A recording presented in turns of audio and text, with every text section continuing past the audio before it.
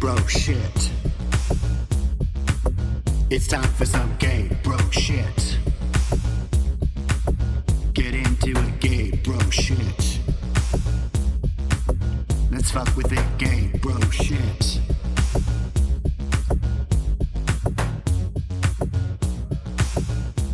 Hey, hi, hello, bros and hoes and theys and thems and girlies and squirrelies and whirlies and twirlies and burlies and I don't know if I missed you.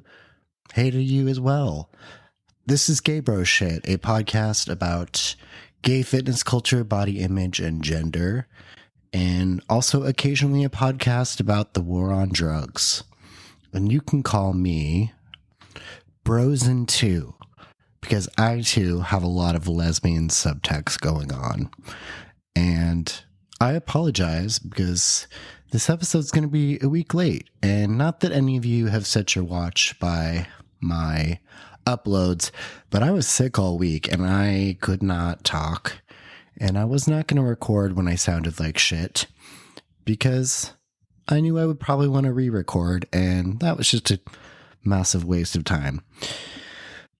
All right, let's get into it. So today is a big, giant hornet's nest because I'm going to be talking about anabolic steroids.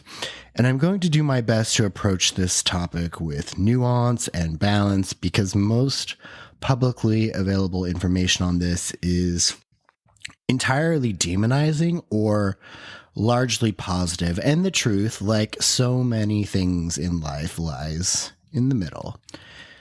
I grew up in the 90s because I'm old and was very much a product of the DARE program, which if you're not American, DARE was drug abuse resistance education. And the aim of the program was to scare us off of all drugs. And one of the drugs that they also talked about gangs as well, but, They did talk specifically about steroids in that program, and the way that they portrayed them was very sinister with a lot of dire warnings about what would happen if we were to try them. But then as I got older, I was more exposed to other sources of information. And one of the touch points for me was an excellent documentary that came out in 2008 called Bigger, Stronger, Faster by filmmaker Chris Bell. And if you haven't seen this movie, I definitely recommend it if you're interested in this topic. And it is 15 years old now, but I think it's still a great watch. I think you can find it on YouTube, perhaps, maybe not. Take a look and see if you can find that. Anyway, my intention with this conversation is to do the same thing that the movie does, which is to take an honest look at anabolic steroid usage, but update things to where we are in 2024, and specifically look at this topic through a gay male lens, but also a broader queer lens as well.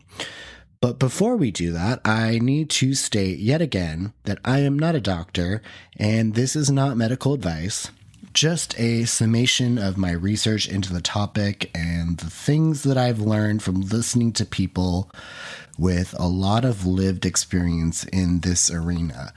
And depending on where you live, we are talking about substances that are frequently illegal or at the very least controlled. But I also think that we as a society need to be unafraid to have honest conversations about drug use because legal status doesn't always reflect the societal harms or dangers of a substance. And we also know that the criminalization of drugs has largely been used as a tool to police and incarcerate people of color and poor people specifically. And to state my position up front, I think the harms of steroids have been very overblown, and I do think it is possible to use them safely under certain circumstances, but also that they are inappropriate and unnecessary for most people. But there's a good chance you're going to use them anyway, so you might as well know the real risks and results. There will also be a lot of crossover from the previous episode I did on testosterone, because testosterone is the original steroid. So much of what applies there applies here, but because there are 20 or so other commonly used anabolic agents that all have different effects and actions, there's going to be a bigger range of possible outcomes. All right, so first, some definitions. Steroids, the word, refers to a compound with a specific structure of 4 fused rings. I'm not a chemistry major. Couldn't possibly explain more than that, but they act as signaling molecules that tell your cells to do certain things. It's a pretty broad range of chemicals. Steroids are some of the most commonly used drugs in the world, but most specifically the class of drugs known as corticosteroids that impact your immune response, act as anti-inflammatory agents, and as well as a variety of other functions. We're not talking about this class of steroid, although some of the side effects are similar, particularly the psychological side effects specifically. So when we get into that, just know that a lot of that applies for corticosteroids as well. So we are talking about anabolic steroids whose function is to promote tissue growth. And they don't just make you bigger and stronger, but those are the results that we care about. The first anabolic steroid discovered was, of course, testosterone. And as we talked about previously, this was discovered in the 30s by a group of scientists in Europe, and it took them a short amount of time to figure out how to produce it and use it as a drug. And they also started to experiment with deviations of the chemical as part of the push for new drugs during this time period. And really, this was the fuck around and find out era of pharmaceuticals. Here in the West, we knew about testosterone, of course, because we were partly on the teams that have discovered it. So we knew about testosterone, but we didn't yet know about all the other derivatives that had similar effects that were being developed in the Eastern Bloc. But what we did know was that after World War II, the Soviets and other Eastern Bloc countries, Bulgaria really notably, were kicking our asses in sports that required raw strength, specifically Olympic weightlifting. And the weightlifters from those countries were lifting insane amounts of weight compared to what we were able to do. So it was obvious that they were up to something. And at the time, there was one gym in Pennsylvania called the York Barbell Club, which is still around. But that gym was producing almost all of our Olympic weightlifters. And it just so happened that the U.S. Olympic team physician, John Ziegler, was one of these weightlifters. And after a 1954 meet in Austria, where the Americans were trounced by the Ruskies, he happens to ask one of the Russian coaches what they were doing to win. And after a few drinks, the Russian coach reluctantly admits that they were using some form of testosterone. So Ziegler returns home and started experimenting on himself and then also the other weightlifters at the gym. And sure enough, they all got immediately stronger. But they didn't like the side effects of straight testosterone. So he began looking around for something else. And eventually he stumbled on a testosterone derivative called... I actually don't know if I can pronounce this. We're going to try anyway. This is going to be embarrassing. I should have practiced this. I think it's called metandienone. Sure. Yeah, we'll go with that. Which they then began marketing under the name of Dianabol in 1958. Now, the history from the Eastern Bloc is a bit lost, so we don't exactly know what they were up to over there during this time. But from the Western perspective, Dianabol was the first artificial anabolic steroid. So soon enough, they became widely used by strength athletes. But it also quickly discovered that some unfortunate side effects were occurring, including liver damage. And we'll get into that later. But it wasn't until 1976, almost 2 decades after the drug was first released, that it was banned by the Olympic Committee. So we have a solid 3 decades where everybody... well, not everybody, but the majority of people competing in strength sports at the highest level were all openly on anabolic agents. But during this time, the drugs also began to be used widely by athletes in a broad range of sports, and most notably in the bodybuilding world, where it had become a mandatory tool for achieving maximum size. Arnold Schwarzenegger, the man who dominated bodybuilding competitions in the 70s before pivoting to becoming an action star, a Republican governor, an insurance spokesperson, he's admitted to using Dianabol, and he's been a bit cagey about the quantities, and he's probably really downplaying his usage because he doesn't want to give steroids too much credit in his success. And in fairness to him, he was working out in a way that was pretty insane for most people and had a lot of natural talent and was very serious about the sport and had great genetics. So the drugs definitely contributed to his success, but to a less significant role than some people want to say. And maybe that's me being an apologist, but I think that that's also generally the truth of the situation for most people. And there's a ton of history about bodybuilding during this time available, so I don't need to get granular here, other than to say that basically by the late 60s, almost every competitive bodybuilder was using anabolic steroids.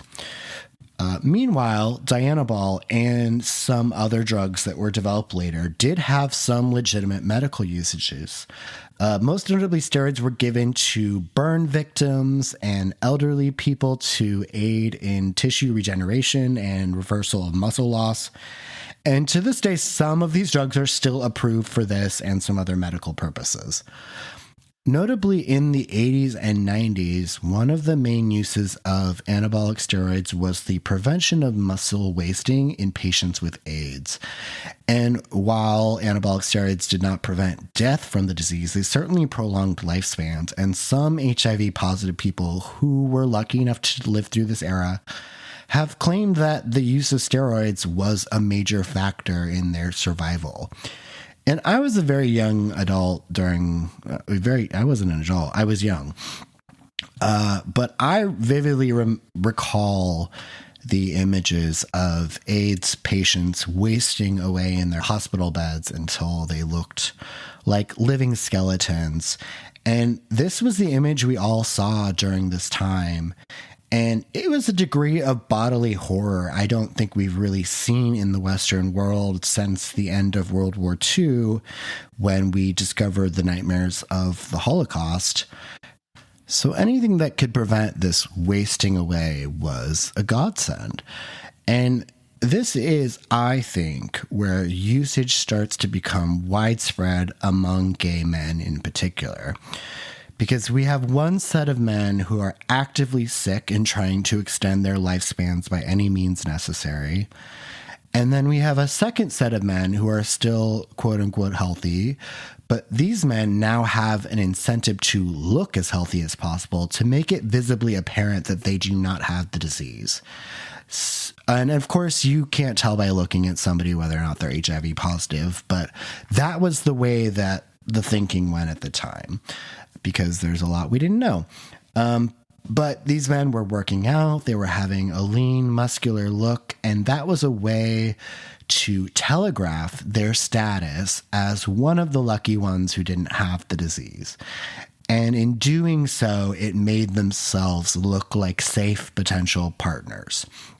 Of course, many of these men were already infected and would later die of the disease, but because humans are bias prone, this was an effective way to continue to exist in the gay world and be seen as desirable. And this is still our default desirable aesthetic long after HIV has become a manageable condition. So the gym started to replace the gay bar as the default third space for queer men. In the neighborhoods of large cities, there was always one or two gyms where the clientele was overwhelmingly gay men. And as time went on, some of these gyms took on the attributes of queer nightlife spaces with loud pumping dance music, sometimes live DJs. There were juice bars and cafes, and also cruisy spaces like locker rooms and saunas and steam rooms that kind of replaced the bathhouse to some extent. And in gay porn, the jock became the dominant aesthetic, almost certainly because that image projected health and vitality and a lack of disease. And also notably around this same time, porn stars became primarily tops or bottoms only, whereas previously most porn stars had been completely versatile. But this reinforced the dominance of the masculine, muscular male as the superior example of desirability. And we know from the body dysmorphia episode that another aspect of emphasizing muscularity in queer people was that it gave an illusion of physical safety because we were less likely to be attacked for being queer if we looked physically imposing. Simultaneously, we also had the rise of the gay circuit party, which I definitely plan on doing a full episode covering. But these are massive multi-day parties with thousands of attendees who generally dance shirtless, often even less than shirtless. And most of the participants adopt the same muscular aesthetic. Steroid use became de rigueur to be accepted onto this party scene. And of course, we also see a strong connection developing between anabolic steroid usage and the usage of other drugs like methamphetamine, ketamine, GHB, MDMA. And it has been shown in at least one study released in 2019 that anabolic steroid users are 3 times as likely to use meth and MDMA than non-steroid users. Now, to be clear, I don't think there's any evidence that taking steroids causes someone to be more likely to take other drugs. Steroids don't lower your inhibitions. So what's more likely going on there is that the type of person who is more willing to take a chance using steroids is more likely to be the type of person who would use other illegal drugs because they're less risk averse and more addiction prone before any drug use even comes into play. Meanwhile, back in the straight world, after a series of sports doping controversies, the U.S. Congress added anabolic steroids to the Controlled Substances Act, meaning that they were now illegal to possess without a prescription. Because they do have legitimate uses, they are not banned outright, but prescriptions became much less common and usage moved underground. Up until this point, athletes and bodybuilders were using steroids that had been legally prescribed by a licensed physician, even though, of course, shady doctors do exist. At least it had the veneer of medical supervision. But now steroids had become something you acquire via a dealer instead, which introduced any number of other potential risks and complications to their usage. Meanwhile, the U.S. pharmaceutical industry stopped making and supplying most previously available drugs. And as of 2024, the only currently legal and available steroids in the U.S. are testosterone, methotestosterone, anadrol, and halotestin. And there are some others that are still legal but are no longer prescribed or distributed here, such as primobolan and anavar. And once these drugs became no longer easily prescribed and stopped being legally manufactured, then the research into their effects largely stopped as well. Very few human trials have been conducted on most existing steroids, so for most of these compounds, we don't actually know what a safe dose would be. And the one exception to this is, of course, testosterone, which is very well studied. And one of the most popular steroids today, trenbolone, was originally developed for beefing up livestock and has never been tested on humans or even used on humans in any setting other than clandestinely. So what we know about this and many other anabolic agents is largely based off of anecdotal knowledge being passed around between users. Now, in 1989, an author by the name of Daniel Duchesne wrote a book called The Underground Steroid Handbook, and that for many years was one of the only high quality sources of information.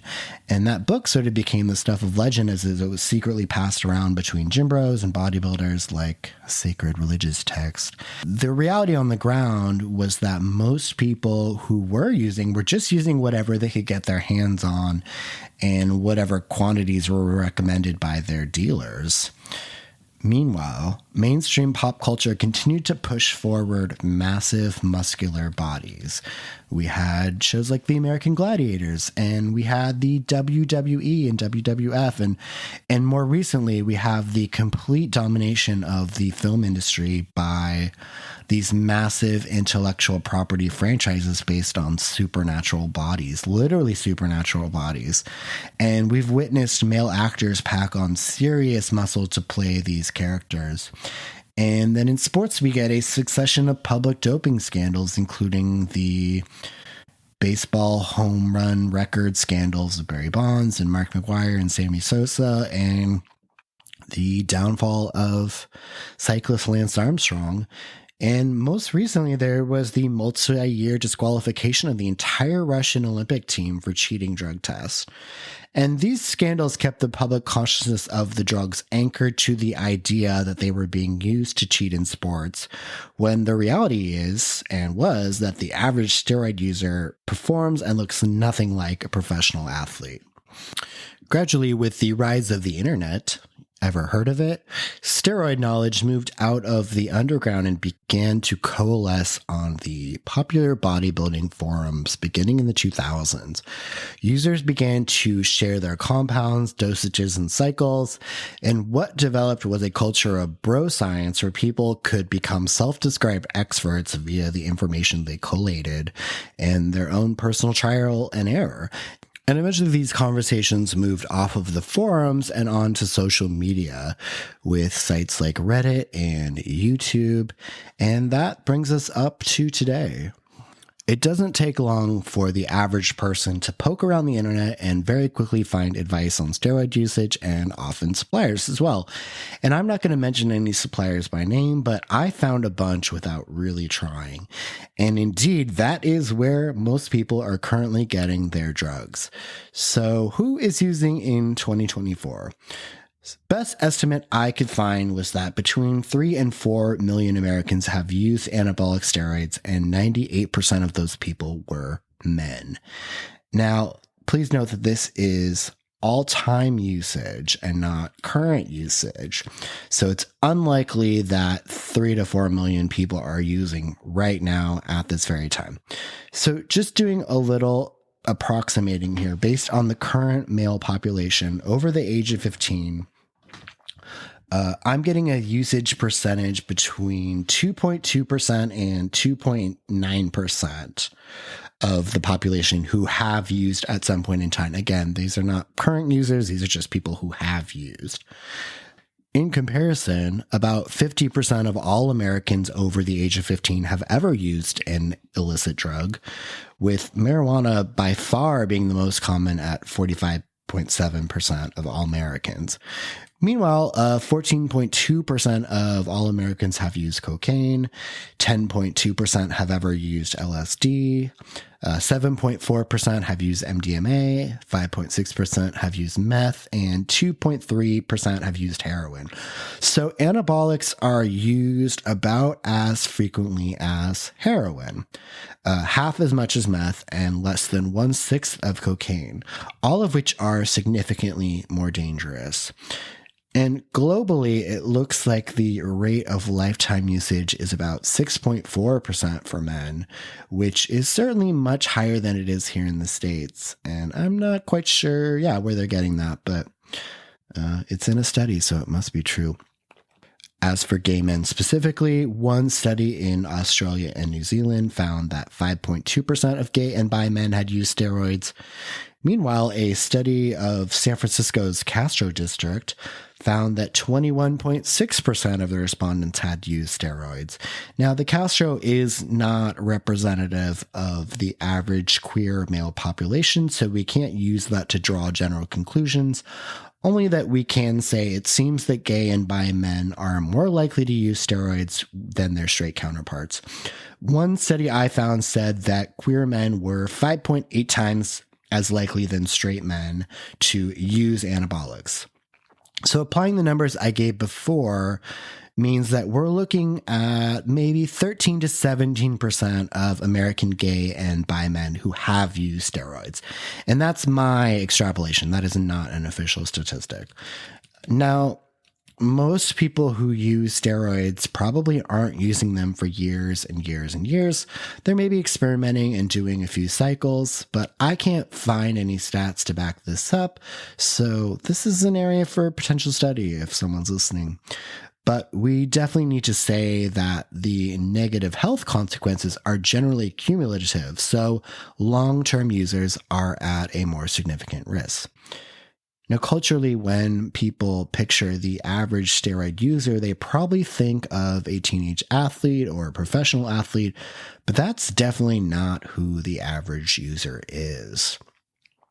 According to a study of almost 2,000 anabolic steroid users from the United States, only 11% were concerned with athletic performance, and 81.8% of respondents didn't even play sports in high school or at all.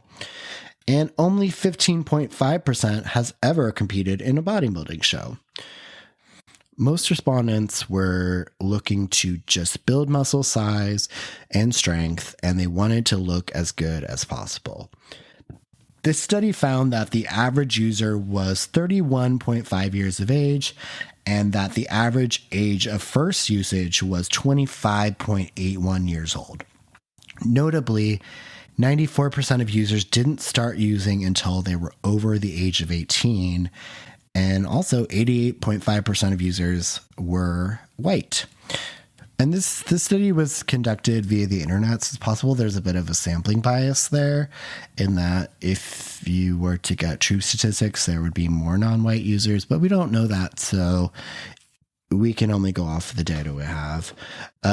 Now, again, according to the study, more than 74% of users had completed advanced schooling beyond high school, and users held bachelor's degrees at twice the rate of the general population. Moving up the educational levels, more steroid users had master's degrees, doctorate degrees, and professional degrees such as JDs and MDs. 77.7% held full-time jobs, with 76% earning over $40,000 a year in 2007 dollars, which would be closer to $58,000 in today's money, which isn't a ton of money, but that's still like a pretty reasonable middle-class income depending on where you live and your spending levels. Also reported that more than 50% of respondents were single and had never been married. Maybe these people were queer. I don't know. And perhaps unsurprisingly, 70.2% of respondents considered themselves perfectionists. So users are overwhelmingly white and middle or upper middle class, educated and employed, very much not the profile of the average user of other illegal drugs, except perhaps cocaine to some extent.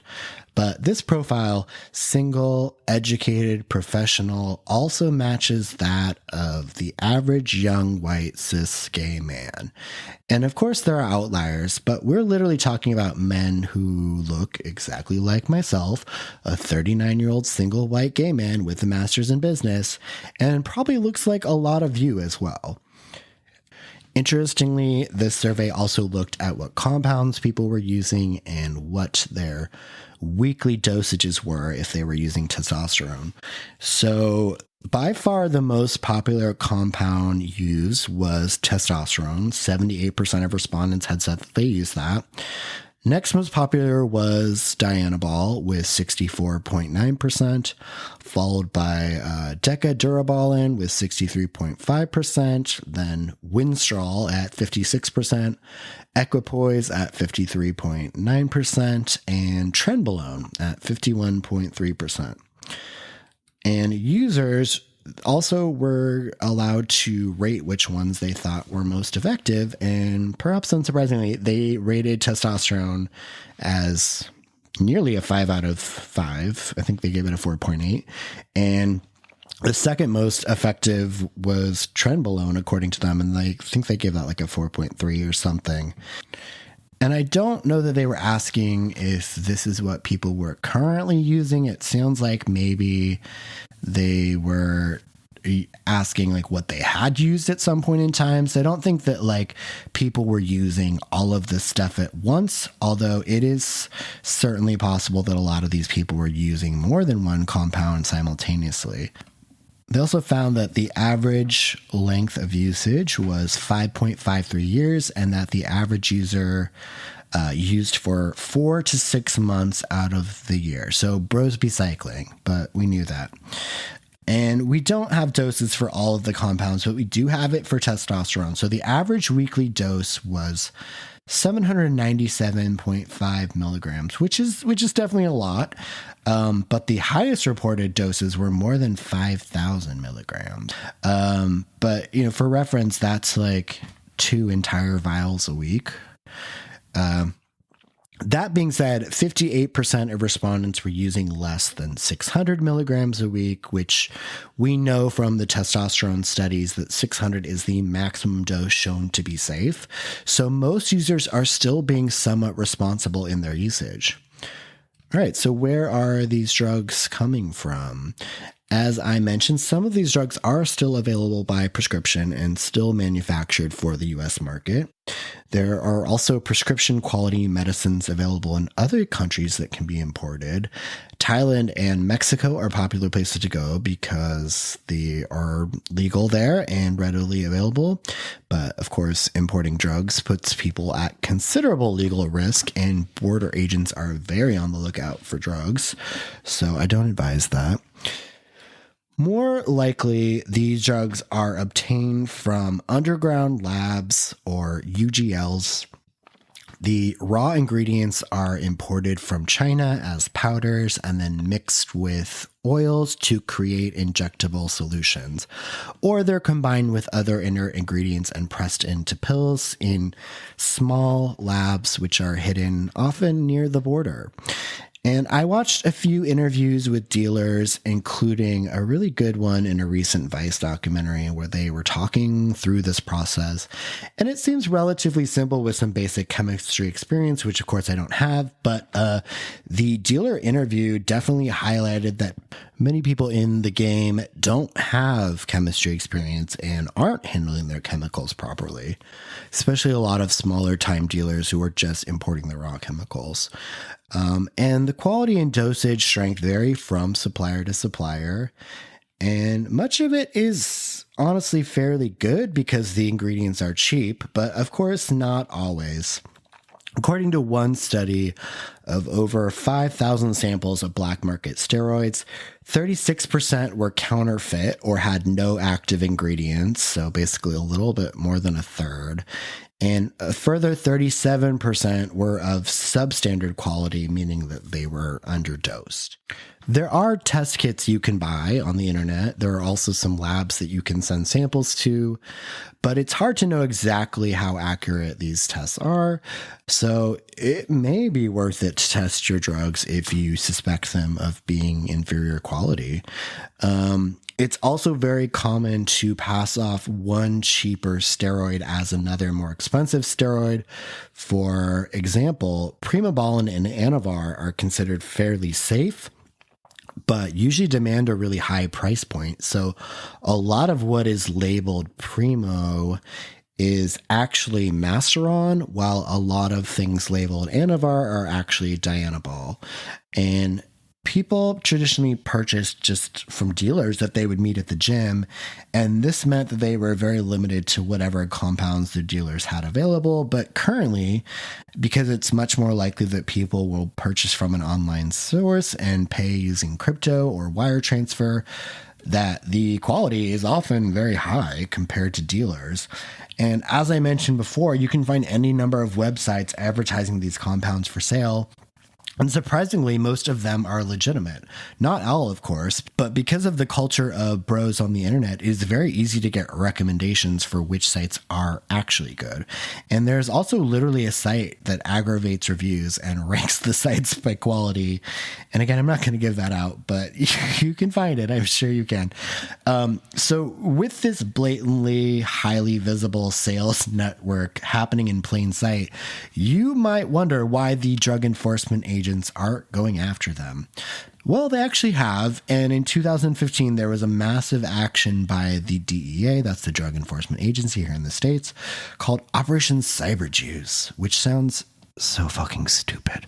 And that led to the arrests of over 90 people and the seizure of 16 different underground labs. But this operation was not met with public praise, with many people commenting that it was a waste of the very limited drug enforcement resources to go after steroid suppliers. And while the DEA highlighted the raid as part of an anti-doping campaign in sports, we know from the available data that competitive athletes are not the primary users of these drugs. Since then, the DEA has not done any major actions, and it seems likely that their appetite for enforcement has waned as their attention has largely shifted to the fentanyl crisis, and rightly so. So, when we talk about drugs and the law, it is often viewed through a framework of societal harm. However, when it comes to steroids, that harm has been greatly exaggerated. To be clear, there are serious risks to individual users, which I'm about to go over. But this is not a class of drugs that generally impact societies beyond the health of individual users. So let's talk about the risks, starting with some of the more innocuous ones and then progressing to the more serious ones. And again, I did cover a lot of these in the testosterone episode, so this might be a bit redundant for some of you. All right, first risk we're going to talk about is hair loss. So testosterone converts to another form called DHT, and other steroids are directly derived from DHT. And this is the chemical that is largely responsible for male pattern hair loss. And my understanding from users is that if you are prone to baldness already, then steroid use will likely accelerate the process. But if you're somebody who is not prone to baldness, it probably won't have this effect. Again, this is anecdotal, but that's what I've heard. So this is one reason why you might want to wait a bit before starting, among many others. Another risk is increased body hair, and it's often said that the hair you lose from your head migrates to other parts of your body. So you might suddenly have back hair or thicker chest hair, and this may not be a bad thing for a lot of people. Similarly, steroids lead to masculinization, and that's in addition to body hair, your voice can also deepen and other changes generally in line with becoming more masculine. For femme people, this may be an undesirable side effect, but for trans and non-binary people assigned female at birth, this may actually be a benefit. Sorry, as I was recording this, I just had one of those burps that contain a bit of stomach acid, and I'm just trying to get it out of my mouth, but it's just right there in the back of my throat. God damn it, it's annoying. Anyway, the next risk we need to talk about is what it does to your libido. So for most people, steroids increase their sex drive. Most notoriously, trend makes people seek out sex constantly, and often in ways that they wouldn't have previously pursued. And I've seen some posts from straight guys on Reddit freaking out because they take trend and suddenly start being attracted to trans women, and they're worried they might be gay now. Which is, of course, ridiculous because trans women are women, so being attracted to them doesn't make you gay. Cut that shit out. That being said, because steroids generally also raise your estrogen level, sometimes if that estrogen level gets too high, it can kill your sex drive and your ability to get an erection. Then some people will then take a bunch of aromatase inhibitors to stop the conversion of testosterone to estrogen, and then this will crush their sex drive by not having enough estrogen. So ideally your estrogen needs to be in balance with your testosterone levels. Another side effect we need to talk about is acne. So DHT also plays a role in oil production in our skin. So this is why a lot of people develop acne. Acne on the back is a pretty telltale sign that someone is using. And this is another good reason why young people might want to avoid using. And you definitely see some influencers who are young and using who are just covered in severe systolic acne. It's unfortunate for sure. Another side effect we need to be worried about is gynecomastia, and this is basically the development of man boobs. Because some testosterone is converted into estrogen, which we've already said, men with a lot of testosterone will convert more of it to estrogen, which can lead to the growth of breast tissue. And obviously this risk grows with increasing dosages, so people who use steroids also often take another medication such as tamoxifen or anastrozole to block this conversion process. And this is a good reason to keep doses fairly conservative, as most people using for aesthetic reasons probably don't want to develop breast that they then have to get surgically removed. And I've also heard that a lot of competitive bodybuilders have to get gynecomastia surgery as a preventative measure in a lot of cases. Another side effect is water retention and bloating, and estrogen can basically lead to those things. So this might cause you to look artificially inflated or swollen. And in some cases, the drugs that are used specifically for bulking you might actually find that what you thought was added muscle was actually just water mass that goes away as soon as you stop taking the compound. Trying to remember which one this is most common for, but yeah, some of the quote unquote bulking steroids that lead you to gain a lot of weight quickly, as soon as you stop taking them, the weight comes back off because it wasn't actually muscle, it was just water. Another side effect we need to note is testicular atrophy, and that's because your body is receiving testosterone from outside the body, it will stop making it naturally, and so your testicles will start to shrink. Most men will see a 30 to 50% reduction in testicular size with continued use, but they do generally return to full size with proper medication after discontinuing. And the two drugs that people use to return normal testicular function are Clomid and HCG. Another possible concern is reproductive difficulty, and because your testicles shrink, they also leads to you generally producing less sperm, which can lead to potential infertility. And that's probably not an issue for most of my listeners, but again, it might be. I don't know. I don't know your fucking journey, but in most cases, fertility can be restored by using those two drugs that I've already mentioned. Then we got to talk about the risk of addiction. Steroids are not physically addictive in the traditional sense, but because they shut down natural production, if people stop using them, they will probably experience a dramatic crash if they don't use post-cycle medications to restart production of testosterone naturally or transition to a standard TRT protocol. So this crash can lead to a lot of people resuming usage, similar to how withdrawals might work in other more physically addictive substances. And to me, this reminds me of Death Becomes Her, where Isabella Rossellini's character gives the potion of eternal life to Meryl Streep, but warns her that she has to take really good care of herself. So, like, if you're going to go down this route, you need to have a plan in place for how you're going to come off these drugs, as well as an awareness of all these other possible risks so you can be proactive about them. Another possible concerning side effect here is tendonitis and muscle tears. So, when you're on steroids, your muscles will grow significantly faster than your connective tissue that supports these muscles and attaches them to your bones and stuff. Whereas normally your tendons become the limiting factor for how much weight you can lift.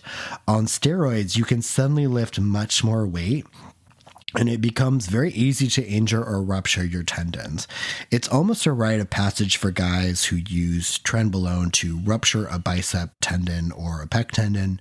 So if you start experiencing pain in your connective tissue, that means that you need to deload or take your weight back. Don't continue to push unless you're sure that you can pay for surgery and afford the downtime necessary for recovery if you get injured like this. And that might be a matter of months. All right, so now let's start getting into some of the more frightening side effects. The first one I want to talk about is mood disturbances. So we all know about the cliche of developing roid rage. And in fact, one of Ben Affleck's earliest acting roles was in an after-school special where he plays a high school football player who starts taking testosterone. I don't know. Well, whatever. He starts taking steroids and he gets roid rage. And look it up. It's a fun little watch from memory lane. And does this actually happen? Well, it turns out not really. So yes, testosterone can make you more aggressive, but the consensus amongst users is that it just heightens whatever your natural inclinations are. So if you are someone who is easily angered, then steroids will make that worse. But if you are someone who is generally peaceful, then you're not going to suddenly turn into the Hulk or whatever. Now, in some cases, steroids can trigger mania or even psychosis. And I swear the internet is gaslighting me because months ago I saw a study that showed a pretty high incidence of hypomanic symptoms in people on high doses of testosterone. But now I can't find it, and everything I can find says it's rare, so we'll go with that data. I did find one study where they gave men 600 milligrams a week and found that 84% of participants had minimal psychological effects. 12% became mildly hypomanic and 4% became markedly hypomanic. So I think if you're someone who has experienced bipolar disorder or is dealing with an intense mental health condition, then steering clear of anabolic agents is probably a good idea, or at the very least being very conservative with your dosage. And a known side effect of many of the stronger agents, most notably trenbolone, is very, very poor sleep quality, with a lot of people experiencing night terrors. Because sleep is so essential for recovery and growth, to me, this feels really counterproductive. I know for me, if my sleep is off like 2 nights in a row, I start to get really fucked up. So anything that negatively impacts my ability to get decent sleep consistently is a hard no for me. Now, to blow up my own spot here, that's right, I'm going to admit to something. I am someone with some occasionally severe mental health issues, and I found that testosterone doesn't really make me feel hypomanic, maybe very mildly, but very manageably. But the 2 times I've tried taking a modest dose of a DHT derivative, it made me feel very hypomanic and not in a fun, productive way. So it may be that for me, DHT is the thing that sets me off. On the other hand, numerous studies have shown that low testosterone and severe mental health issues go hand in hand. So is it better to be on some test and a little hypomanic or on nothing and barely functional? I think the answer is pretty clear to that. Next scary side effect we're going to worry about is liver damage, particularly oral steroids are predominantly processed by the liver. So most oral agents are extremely toxic on the liver and can cause irreversible liver damage. If you don't know, your liver is not an organ that really repairs itself. And Dianabol is pretty notorious for this. And this is why orals are only ever recommended for short-term use. Anavar is the only oral that doesn't seem to cause liver damage, but it can cause kidney issues. So this too is only recommended for short-term use, usually 6 to 8 weeks. And since your black market Anavar might actually be Dianabol anyway, it's just a good idea to keep these cycles short. So it is counterintuitively safer to inject. But there, of course, are also injection risks. Obviously, if people are sharing or reusing needles, there is a significant risk of infection. But going back to our survey of users, 99% of respondents said they never shared needles or vials, and only 0.7% admitted to reusing needles. So 7% of users reported ever having an infection, which is not nothing, but compared to other injectable drugs, there seems to be much less risky behavior occurring. All right, now we're getting into the real shit, as they say. All right, the next risk we're going to talk about is elevated blood pressure, and taking steroids definitely elevates your blood pressure. Studies say by an average of 8 to 10 points. And in some people, particularly if their blood pressure is already high, this could be very dangerous. So if, say, you can go from being borderline high to fully high, or from hypertensive stage 1 to stage 2, this is why you see a lot guys who are on a lot of stuff look bright red all the time, and it's because their blood pressure is too damn high. And high blood pressure causes kidney damage, damage to your eyes and other organs, and can lead to a stroke, aneurysm, or heart disease. Buying a blood pressure monitor and taking medication if necessary is a good move if you're going to use. Next, a negative effect on a similar vein is cholesterol. Anabolics also alter your blood lipid levels. They raise your bad cholesterol and lower your good cholesterol. In one study of a bodybuilder, that they found his HDL, or good cholesterol, had dropped by over 90%, and his LDL, the bad one, had raised by over 50%. Now, after he stopped using, his levels did return to the normal range, but we do have to wonder if continued usage would lead to plaque buildup in the arteries. And also of note here, corticosteroids have a lot of the same negative effects. So drugs like prednisone will also elevate your blood pressure, cholesterol, and lead to psychological issues. And another story here, my own personal admission. As a kid, I had a corticosteroid shot that caused me to hallucinate, which is fucking terrifying when you're 9 years old. Second to last, we're going to talk about heart damage in general. So the increases in blood pressure and cholesterol can lead to heart damage, but more terrifyingly, the use of steroids can cause the muscles of the heart to enlarge, particularly the left ventricle. Prolonged steroid usage can cause the heart to enlarge by as much as 3 times its normal size. When bodybuilder Dallas McCarver died at the age of 26, his autopsy revealed his heart weighed 833 grams, whereas the average human heart weighs 300 grams. And then another famous bodybuilder who died suddenly, Rich Piana, had a heart that weighed 670 grams, so more than twice the average size in both cases. Now, to be clear, both of these men were using way more steroids than the average person would. But it sure sounds like people are dropping from steroids all the time. So how deadly are steroids? One study in Denmark looked at this, and they followed up with people who had tested positive for anabolic agents 3 years afterwards. And on average, they found that 1.3% of the people had died, compared to 0.4% for a control group that did not test positive. So this meant that steroid users were 3 times more likely to die than non-users during that period of time. And while this sounds bad, definitely, However, firstly, we need to recognize that correlation does not equal causation. So people likely to take steroids are also more likely to take other risks, leading to accidental deaths, including the use of other drugs. This is already established. So we can't say for sure that the steroids was the thing that killed them, only that it meant that they were just more likely to die during that period.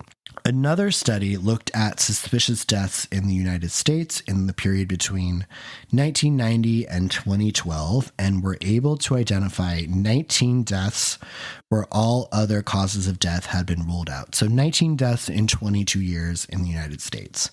Meanwhile, during the same period, overdose deaths from all other drugs rose from 16,849 in 1999 to 41,502 in 2012. And remember before when I said that the US has about the same number of heroin users as anabolic steroid users? During the same time period, from 1999 to 2012, there were 2,000 times as many deaths from heroin. Again, a drug that was being used at about the same rate. And these are deaths from just heroin, not deaths from other opioids or a mixture of heroin and other opioids, such as fentanyl. Also, during this period, antidepressants were responsible for almost 38,000 overdose deaths, which is, again, 2,000 times more deaths than steroids during the same period. So drugs that are generally considered safe and very commonly prescribed had 2,000 times more overdose deaths than anabolic steroids. Which is not to say that steroids are completely safe. They are not. And of course, 19 deaths is still 19 deaths. There are very real risks that anyone using should take seriously. But again, the danger has been greatly exaggerated. And of course, these drugs have positive effects on people or they wouldn't be using them. Most notably, people use them to gain muscle mass, gain strength, and improve body composition. And this is where things get really murky because as these drugs have become illegal, or at the very least heavily controlled, most of them have not been studied independently to assess for how they quantitatively change our bodies. So what we have is anecdotes that get passed down and spread around. Certain compounds are said to be better for bulking, and some are said to be better for cutting. Some bloat you, some dry you out. But because people are rarely using these substances by themselves and controlling other variables, it's impossible for us to say what they actually do, or what is safe and what is not a safe dose. And I think this breeds an environment of experimentation where users are more likely to try a bunch of different compounds, often at the same time, in order to get desired results. So here's my position on legalization. And that is this. These drugs are considerably less harmful than other drugs which are easier to obtain, least of all alcohol and nicotine, which are both fully legal. And enforcement is a poor use of limited resources, and we would be better off being able to properly study these compounds rather than experimenting on ourselves. And the primary reason that they've been made illegal is to control their usage in sports when most users aren't participating in sports at all. And by all means, keep them banned in sports. It won't stop people from trying to use them and get away with it, but the genie is already out of the bottle. And here's the thing about sports performance. The people at the top of any given sport didn't get there because they were using steroids. They got there because they had natural talent, good genetics, and the right support and coaching and worked at it. If they added steroids into the mix, it was only likely to give them a very slight improvement or extend the length of their careers. Because steroids don't turn you into a super soldier. They're not a magical potion that you take once and balloon up. You don't rip off all your clothes in the process. They work slowly, and they work best in the presence of high-volume workouts with progressive overload, good nutrition, and good stress management. Now, there are two other types of steroid-like drugs we haven't talked about, and I'm just going to cover them briefly because you may encounter them in the wild and be tempted by them. The first one is selective androgen receptor modulators, or SARMs, And these are drugs that are meant to work on only some of your androgen receptors. So an ideal SARM would probably be one that works on the androgen receptors in your muscles, but does not work on the ones in your reproductive organs. Or even more ideally, one that works on your skeletal muscles only, so you don't end up with a risk of enlarged heart muscles, enlarged colon muscles. Imagine just a super bulked colon. And you can usually get these SARMs online, and they usually come with a name that's some seemingly random combination of letters and numbers, like MK773 is one. And many people look at these as quote unquote legal steroids because they're not technically illegal in the United States and most other Western countries. But the reason they're not illegal is because they're being sold labeled as research chemicals and not for human consumption, because they've never been approved for human usage by any major governing body. The FDA has never approved any SARM for human usage, except Clomid and HCD, which...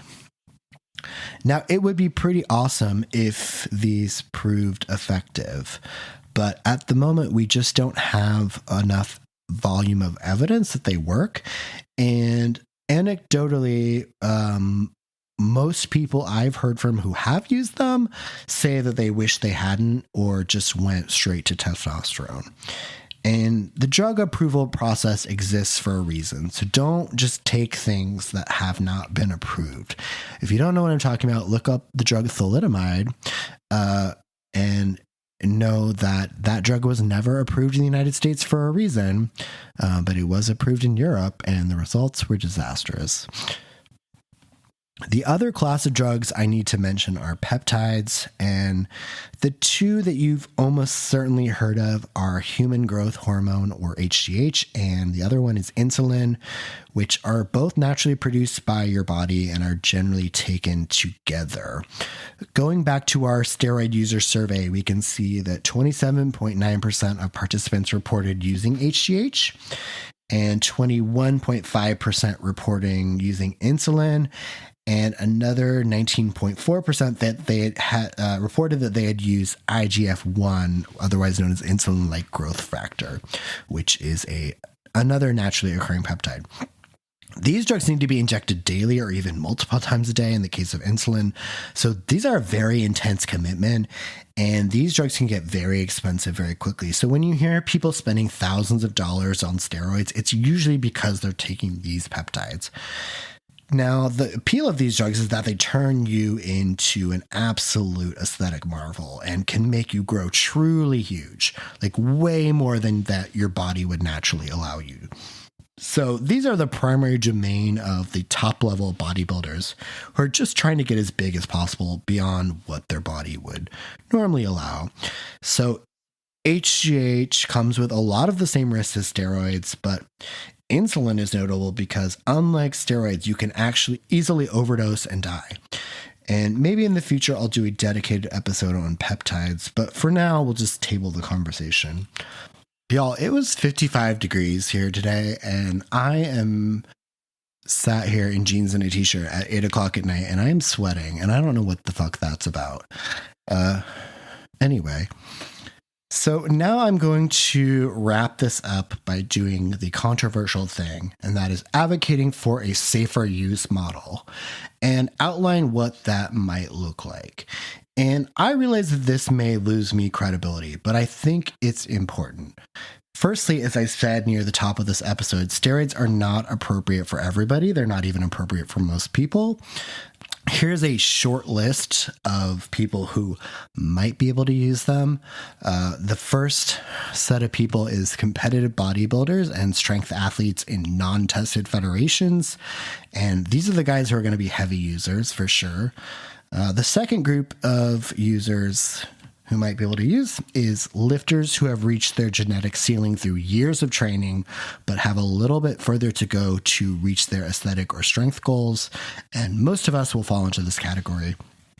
And the third group of people is people whose income depends on performance or aesthetics. So pro wrestlers, athletes in sports where they don't care, fitness models, sex workers, etc., porn stars.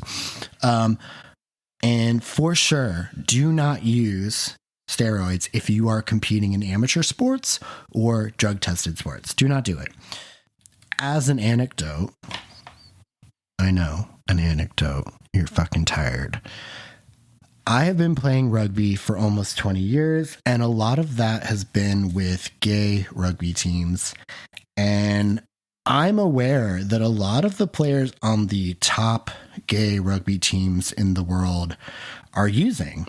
And I think that that's kind of sad. And I don't want to be like super judgmental here, but I think like being on the best amateur gay rugby club is an accomplishment, but a very limited one. Like, woohoo, good for you, boo. But nobody is watching this on TV. And I would much more respect you if you were using just to look good. But the reality is, if you are someone who's going to use steroids, you're probably not going to be dissuaded by the risks or the dangers. And I can't really say that I blame you here. The world really feels like it's going to shit most of the time. So why do you care if you die a few years earlier or not? You would probably rather look good now.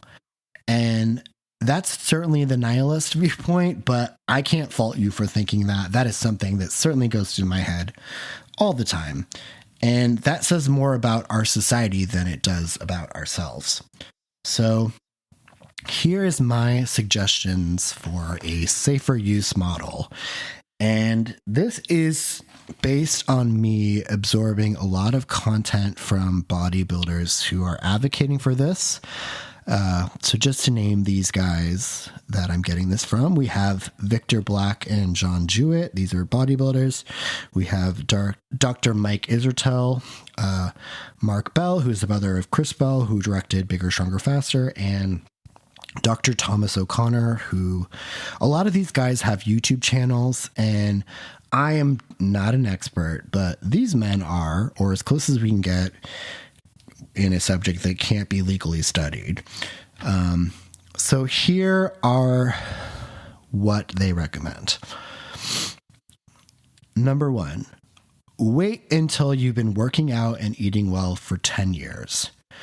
When you're young, you're still growing rapidly anyway, and you can gain like 30 pounds of muscle in your first few years of working out. But also, if you've been working out hard for years and not growing, then that probably means you do not have the genetics to get big. And throwing steroids on top of this probably won't make you get much bigger. We also want to wait a little bit until our brains have matured so we can make fully informed decisions. And these young guys on the internet doing trend in their teens are not an inspiration. Secondly, the dosage determines the risk. Use the lowest effective dose. Now, because we don't know the lowest effective dose for a lot of these medications, it makes sense to start with ones we do know, like testosterone. And we know that you can get gains out of a modest dose of testosterone. On that note, thirdly, choose safer compounds. Testosterone is the most widely used because it is the best studied and the safest. The only other steroids tested and approved for human usage are primobolan, Anavar, nandrolone, masteron, and proviron. Fourthly, start simple and small. Don't dose like a professional bodybuilder if you're not a professional bodybuilder. Start with test only and slowly increase your dosage. People will add in a DHT compound if they max out on tests and are starting to get the estrogenic side effects. But you don't need to stack 3 different compounds. Your first cycle is going to be the one with the most gains, and you probably don't need much drugs to see this. After this point, it is only diminishing marginal returns. Fifthly, do not mistake side effects for effectiveness. This is why a lot of people like trend, because they think that all the shitty side effects is proof that it's working. But why would you actively look to feel like shit for months at a time? Sixthly, Orals are only safe for short periods, usually a max of 6 to 8 weeks. Any longer and organ damage begins to accumulate. Seventh, inject safely and inspect gear visually. So hold your vial up to the light, see if there's any like solids floating around in it. Make sure the liquid should be pretty much clear. Eighthly, get your blood work done. Monitor your lipids, your blood pressure, etc. And take additional medication as needed. You ideally want to be working with a doctor or provider who you can be transparent with. And I realize that that's hard because a lot of us are really distrustful of the medical providers and find them to be very judgmental at times. So if you can find a gay doctor, they're probably going to be a lot more understanding and possibly more likely to have used. Ninthly, leverage food and rest. If you're not eating right and you're not sleeping right, you're not going to grow no matter how much you inject into you. If you start to plateau, add calories to your diet before you add more drugs. And 10th and finally, stay off the forums and Reddit threads because people on the internet have some wild, uninformed opinions. Pay them bitches no mind because they'll be out here, advocating for you to take wild doses to achieve any results. And that's just demonstrably untrue. All right, that's it. Those are my 10 points for safe steroid usage. Again, not saying you should do that. I'm just saying if you are going to do it, please follow this. That should wrap it up. This was a really long talk from my perspective. I knew the script was like 7,000 words. Hopefully I got through it quickly and painlessly, and I appreciate you for listening. A few things more before we go. If you can, especially if you're on Apple Podcasts, please leave a rating or review. That really helps me out to get more listeners. You can also follow my Instagram page and my Threads account, which is @GayBroShit. And you can also share this podcast with people that you love or like or loathe even. Anyone you think might be interested. And that's going to do it from me. Sorry if my voice still sounds like shit. Definitely hard time getting through all of this content today, but we did it. And I appreciate you for listening. And I will see you back here in a few weeks for some more bullshit. Until then, have a good night, bros. That's why we're living it up at the Butt Sex Disco.